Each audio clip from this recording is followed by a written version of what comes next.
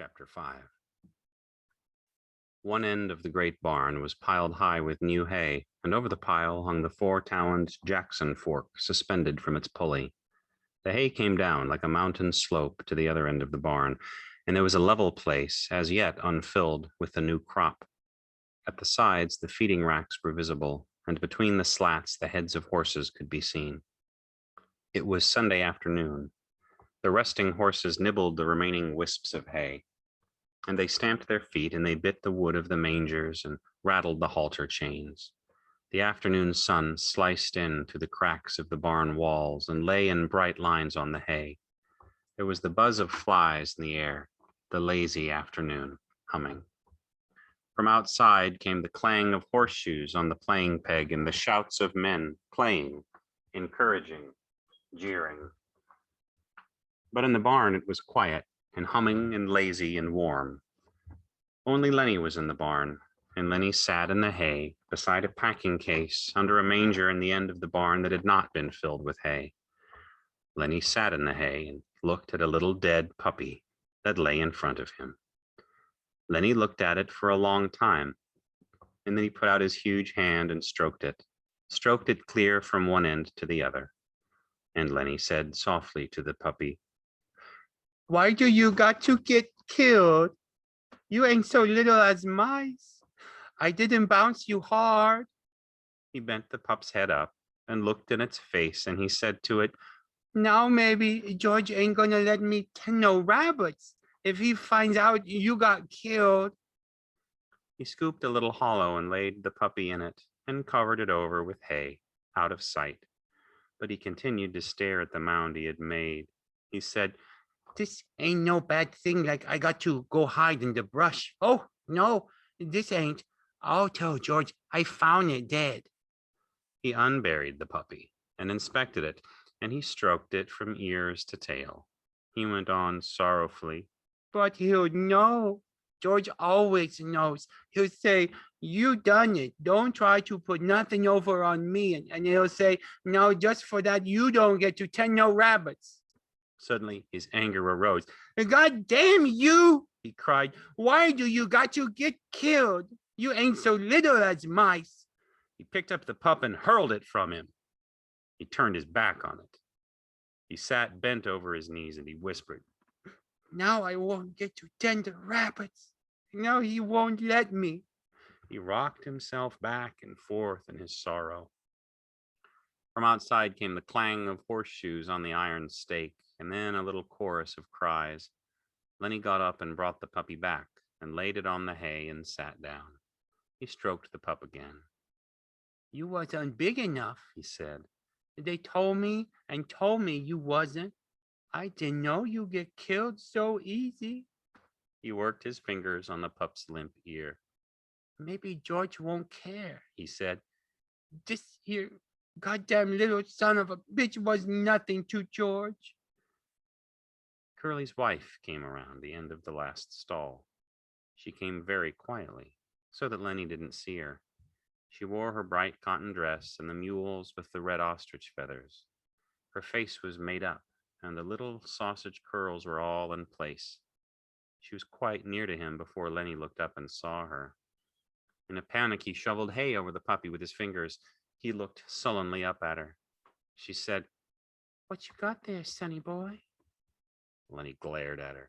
"George says I ain't to have nothing to do with you. Talk to you or nothing." She laughed. "George giving you orders about everything?" Lenny looked down at the hay. "Says I can't tend no rabbits if I talk to you or anything," she said quietly. "He's scared Curly'll get mad." "Well, Curly got his arm in a sling, and if Curly gets tough, you can break his other hand. You didn't put nothing over on me about getting it caught in no machine." But Lenny was not to be drawn. "No, sir, I ain't gonna talk to you or nothing." She knelt in the hay beside him. "Listen," she said, "all the guys got a horseshoe tenement going on. It's only about 4 o'clock. None of them guys is going to leave that tenement. Why can't I talk to you? I never get to talk to nobody. I get awful lonely." Lenny said, "What? I ain't supposed to talk to you or nothing." I get lonely, she said. You can talk to people, but I can't talk to nobody but Curly, else he gets mad. How'd you like not to talk to anybody? Lenny said, Well, I ain't supposed to. Georgia's scared I'll get in trouble. she changed the subject. What you got covered up there? Then all of Lenny's woe came back to him. Just my pup, he said sadly. Just my little pup. And he swept the hay from on top of it. Why, he's dead, She cried. he was so little, said Lenny. I was just playing with him and he made like he's going to bite me and I made like I was going to smack him and I done it. And then he was dead. She consoled him. Don't you worry none. He was just a mutt. You can get another one easy. The whole country's full of mutts.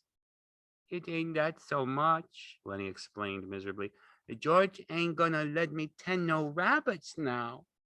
Why don't he? Well, he said if I done any more bad things, he ain't gonna let me tend the rabbits. She moved closer to him and she spoke soothingly. Don't you worry about talking to me. Listen to the guys yell out there. They got $4 bet in that tournament. None of them ain't gonna leave till it's over. If George sees me talking to you, he'll give me hell, Lenny said cautiously. he told me so. Her face grew angry. What's the matter with me? She cried. Ain't I got a right to talk to nobody? What do they think I am, anyways? You're a nice guy. I don't know why I can't talk to you. I ain't doing no harm to you. Well, George says you'll get us in a mess. Oh, nuts, she said. What kind of harm am I doing to you? Seems like they ain't none of them cares how I gotta live. I tell you, I ain't used to living like this. I could have made something of myself. She said darkly. Maybe I will yet. And then her words tumbled out in a passion of communication, as though she hurried before her listener could be taken away. I lived right in Salinas, she said. Come there when I was a kid. Well, a show come through and I met one of the actors. He says I could go with that show, but my old lady wouldn't let me. She says because I was only 15, but the guy says I coulda. If I'd went, I wouldn't be living like this, you bet. Lenny stroked the pup back and forth. We're going to have a little place and rabbits. He explained. She went on with her story quickly before she could be interrupted. Another time I met a guy and he was in pictures. Went out to the Riverside Dance Palace with him. He says he was going to put me in the movies. Says I was a natural. Soon as he got back to Hollywood, he was going to write to me about it. She looked closely at Lenny to see whether she was impressing him. I never got that letter, she said. I always thought my old lady stole it. Well, I wasn't going to stay no place where I couldn't get nowhere or make something of myself and where they stole your letters. I asked her if she stole it too, and she says no. So I married Curly. Met him at the Riverside Dance Palace that same night. She demanded. You listening? Me? Sure. Well, I ain't told this to nobody before. Maybe I oughtn't to. I don't like Curly. He ain't a nice fella. And because she had confided in him, she moved closer to Lenny and sat beside him. Could have been in the movies and had nice clothes. All them nice clothes like they wear. And I could have sat in them big hotels and had pictures took of me. When they had them previews, I could have went to them and spoke in the radio. And it wouldn't have cost me a cent because I was in the picture. And all them nice clothes like they wear. Because this guy says I was a natural. She looked up at Lenny and she made a small, grand gesture with her arm and hand to show that she could act. The fingers trailed after her leading wrist, and her little finger stuck out grandly from the rest. Lenny sighed deeply. From outside came the clang of a horseshoe on metal, and then a chorus of cheers. Somebody made a ringer, Said Curly's wife. Now the light was lifting as the sun went down, and the sun streaks climbed up the wall and fell over the feeding racks and over the heads of the horses.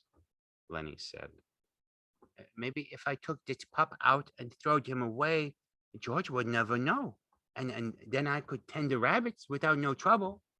Curly's wife said angrily, Don't you think of nothing but rabbits?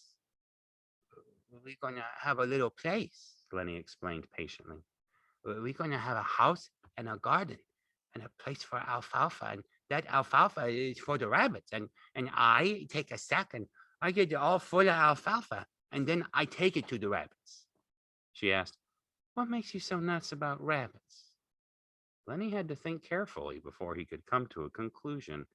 He moved cautiously close to her until he was right against her. I like to pet nice things. Once at a fair, I seen some of them long hair rabbits, and they was nice, you bet. And sometimes I've even pet mice, but not when I couldn't get nothing better. Curly's wife moved away from him a little. I think you're nuts, she said. No, I ain't, Lenny explained earnestly. George says I ain't.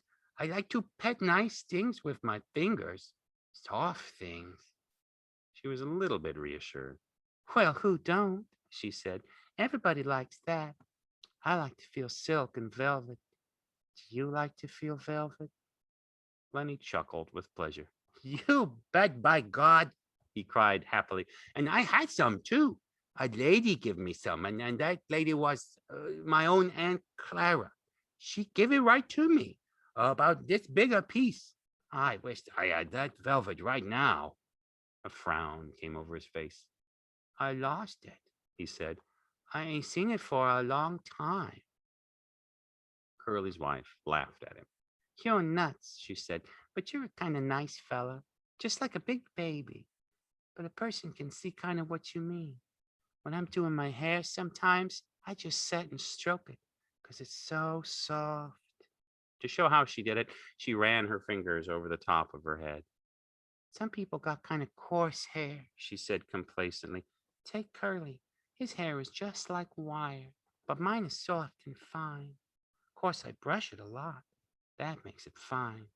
Here, feel right here. She took Lenny's hand and put it on her head. Feel right around there and see how soft it is. Lenny's big fingers fell to stroking her hair. Don't you mess it up, she said. Lenny said, oh, that's nice. And he stroked harder. Oh, that's nice.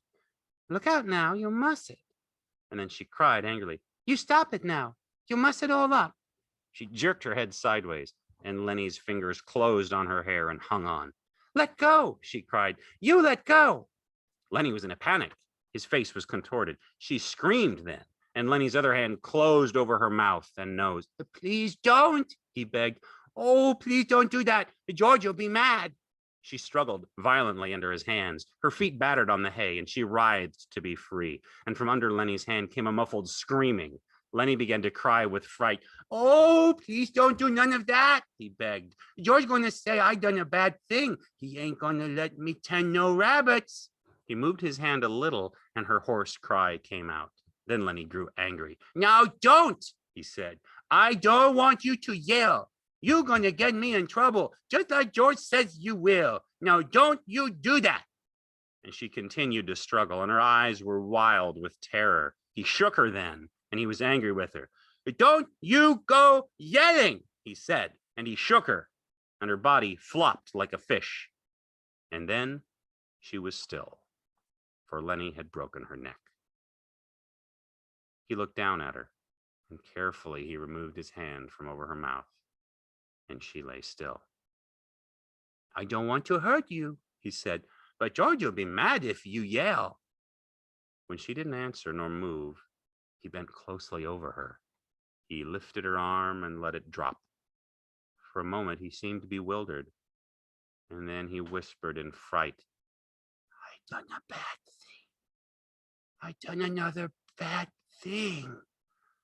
He pawed up the hay until it partly covered her.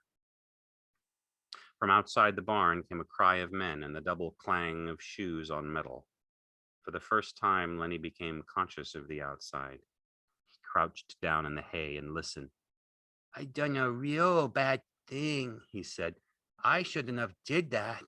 George'll be mad. And he said, and hide in the brush till he come. He's gonna be mad. In the brush till he come. That's what he said. Lenny went back and looked at the dead girl.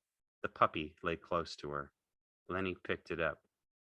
I'll throw him away, he said. It's bad enough like this. He put the pup under his coat and he crept to the barn wall and peered out between the cracks toward the horseshoe game, and then he crept around the end of the last manger and disappeared. The sun streaks were high on the wall by now, and the light was growing soft in the barn. Curly's wife lay on her back, and she was half covered with hay. It was very quiet in the barn, and the quiet of the afternoon was on the ranch. Even the clang of the pitched shoes, even the voices of the men in the game, seemed to grow more quiet. The air in the barn was dusky in advance of the outside day. A pigeon flew in through the open hay door and circled and flew out again.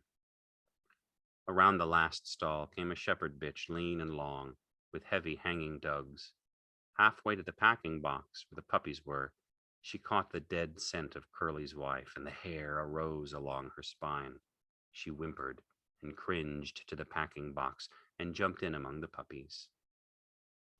Curly's wife lay with a half covering of yellow hay, and the meanness and the plannings and the discontent and the ache for attention were all gone from her face. She was very pretty and simple, and her face was sweet and young.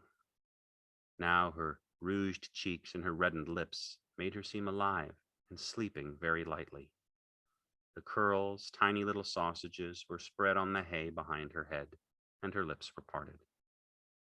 As happens sometimes, a moment settled and hovered, and remained for much more than a moment, and sound stopped, and movement stopped for much, much more than a moment. Then gradually time awakened again and moved sluggishly on.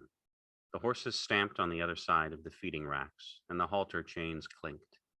Outside, the men's voices became louder and clearer. From around the end of the last stall, old Candy's voice came. Lenny, He called. oh, Lenny, you in here? I've been figuring some more. I tell you what we can do, Lenny. Old Candy appeared around the end of the last stall. Oh, Lenny. He called again, and then he stopped, and his body stiffened. He rubbed his smooth wrist on his white stubble whiskers. I didn't know you was here. He said to Curly's wife. When she didn't answer, he stepped nearer. You oughtn't to sleep out here. He said disapprovingly, and then he was beside her, and Oh, Jesus Christ. he looked about helplessly, and he rubbed his beard. And then he jumped up and went quickly out of the barn. But the barn was alive now. The horses stamped and snorted, and they chewed the straw of their bedding, and they clashed the chains of their halters. In a moment, Candy came back, and George was with him. George said, "What was it you wanted to see me about?" Candy pointed at Curly's wife. George stared. "What's the matter with her?" he asked. He stepped closer, and then he echoed Candy's words. "Oh, Jesus Christ." He was down on his knees beside her. He put his hand over her heart, and finally, when he stood up slowly and stiffly, his face was as hard and tight as wood, and his eyes were hard. Candy said, What done it? George looked coldly at him. "Ain't you got any idea?" he asked. And Candy was silent. "I should have knew," George said hopelessly. "I guess maybe way in the back of my head I did." Candy asked, What we gonna do now, George?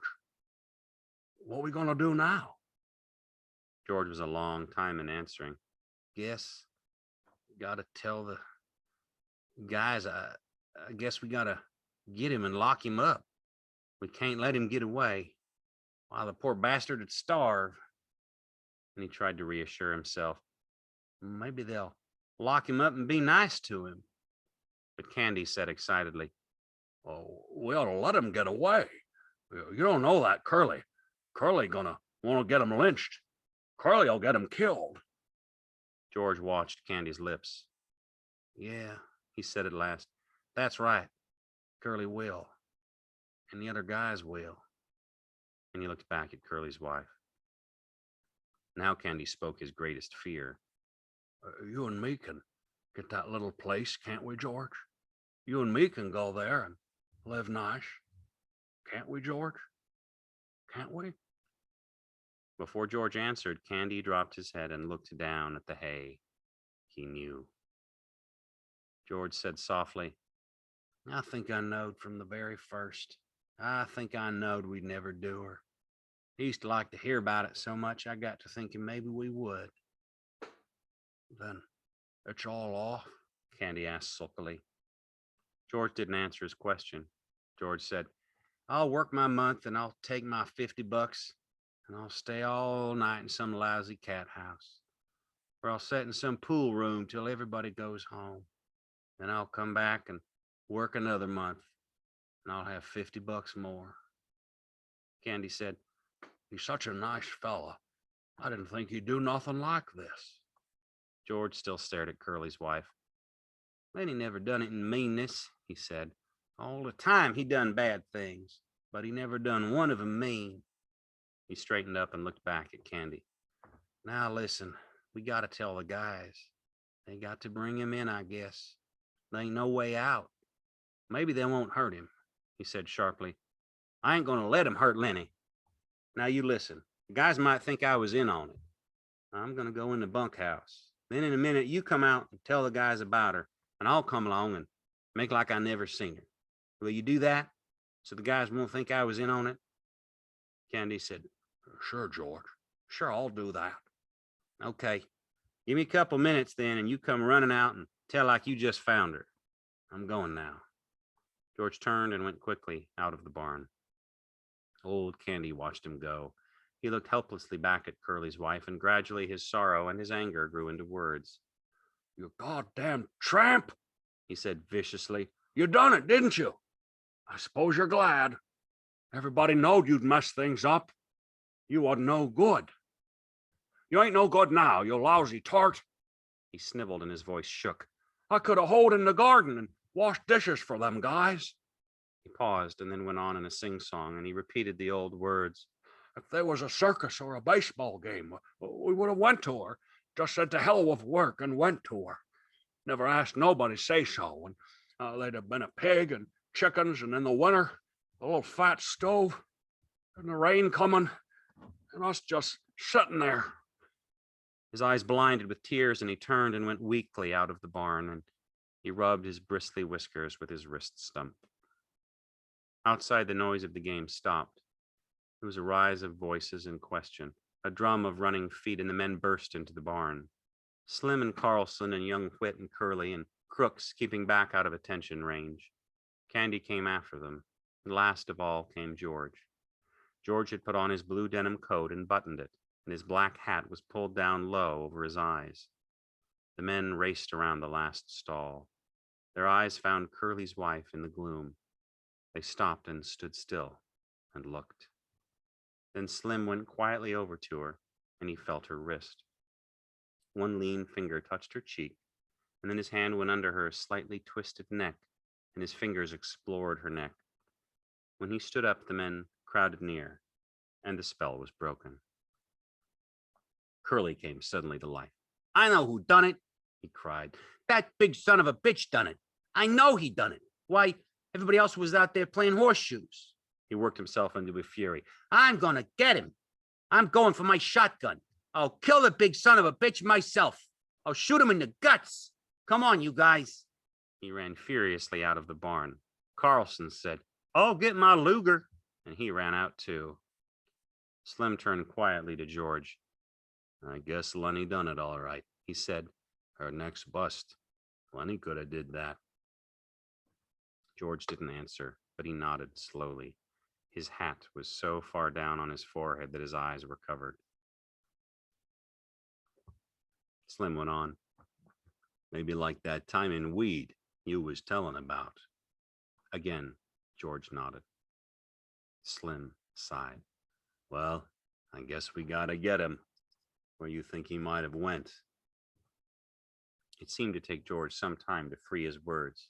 He would have went south, he said. We come from north, so he would have went south. I guess we gotta get him, Slim repeated. George stepped close. Couldn't we maybe bring him in and they'll lock him up? He's nuts, Slim. He never done this to be mean. Slim nodded. We might, he said. If we could keep Curly in, we might. But Curly's gonna want to shoot him. Curly's still mad about his hand. And suppose they lock him up and strap him down and put him in a cage. That ain't no good, George. I know, said George. I know. Carlson came running in. The bastard stole my Luger, he shouted. It ain't in my bag. Curly followed him, and Curly carried a shotgun in his good hand. Curly was cold now. All right, you guys, he said. The N-word's got a shotgun. You take it, Carlson. When you see him, don't give him no chance. Shoot for his guts. That'll double him over. Witt said excitedly, I ain't got a gun. Curly said, you go in Soledad and get a cop. Get Al Wiltz, he's deputy sheriff. Let's go, now. He turned suspiciously on George. You're coming with us, fella. Yeah, said George, I'll come. But listen, Curly, the poor bastard's nuts. Don't shoot him. He didn't know what he was doing. Don't shoot him, Curly cried. He got Carlson's Luger. Of course we'll shoot him. George said weakly, maybe Carlson lost his gun. I seen it this morning, said Carlson. No, it's been took. Slim stood looking down at Curly's wife. He said, Curly, maybe you better stay here with your wife. Curly's face reddened. I'm going, he said. I'm going to shoot the guts out of that big bastard myself, even if I only got one hand. I'm going to get him. Slim turned to Candy. You stay here with her then, Candy. The rest of us better get going. They moved away. George stopped a moment beside Candy, and they both looked down at the dead girl until Curly called, You, George, you stick with us so we don't think you had nothing to do with this. George moved slowly after them, and his feet dragged heavily. And when they were gone, Candy squatted down in the hay and watched the face of Curly's wife. Poor bastard, he said softly. The sound of the men grew fainter. The barn was darkening gradually, and, in their stalls, the horses shifted their feet and rattled the halter chains. Old Candy lay down in the hay and covered his eyes with his arm.